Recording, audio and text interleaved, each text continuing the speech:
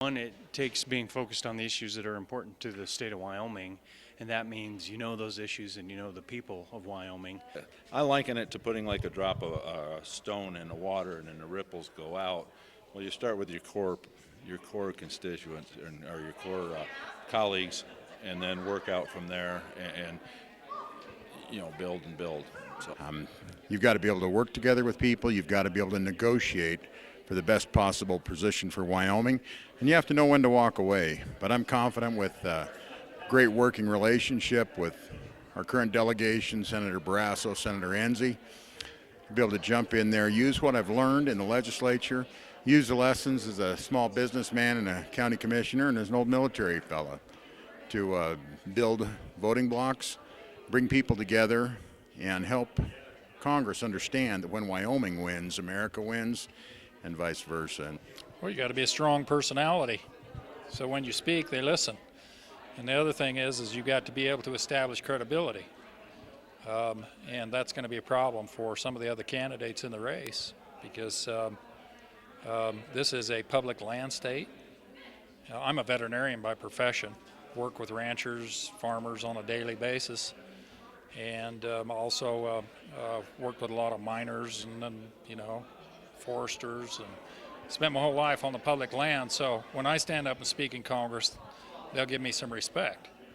Well, I'm going to export Wyoming values to Washington. And my Wyoming values are as many of your viewers out there. I am pro-God, pro-family, pro-gun, pro-business, pro-oil and gas, pro-coal, pro-agriculture, pro-veteran, and I'm for every right that the Constitution guarantees us. And I believe that our best days are ahead if we can pull back an overreaching federal government. Well, I believe growing up in Wyoming and earning those strong Wyoming values, you get to know that sense of community, you get to know that neighborly spirit, and you get to know how things work and how the people are in Wyoming. Wyoming's a state where if somebody's broken down alongside the road, you have 5, 6, 7, 8 cars that pull over and help that individual. And it's those values that I learned growing up right here in Goshen County, as well as those type of values that I carried with me into the Marine Corps. Well, I think it's crucially important because we only have one seat, that we can't send somebody to Washington who's just going to be an observer or somebody who's just going to cast votes. We've got to have somebody representing us who can hit the ground running on day one, somebody who can make sure that we bring the kind of national focus and attention to our issues that they require. We can win the war on coal. We can win the EPA's war on the West, but we can't do it alone. We've got to be able to reach, to build coalitions that bring a national attention and focus to those issues. The facts are on our side and the Constitution is on our side, but it requires leadership and it requires experience. It requires the experience to be able to talk about these issues and educate people on a national level, regardless of the criticism and the attacks that come.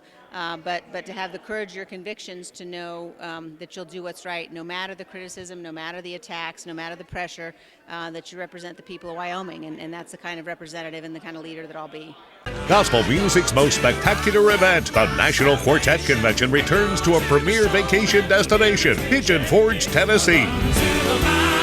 Headlining the main stage of the LeConte Center are the Booth Brothers, the Hoppers, Greater Vision, Triumphant Quartet, the Collingsworth Family, Mark Trammell Quartet, Jason Crabb, and more. Plus, the largest Christian marketplace showcases the Singing Muse Fan Awards. Reserve your seats today. Visit nqconline.com.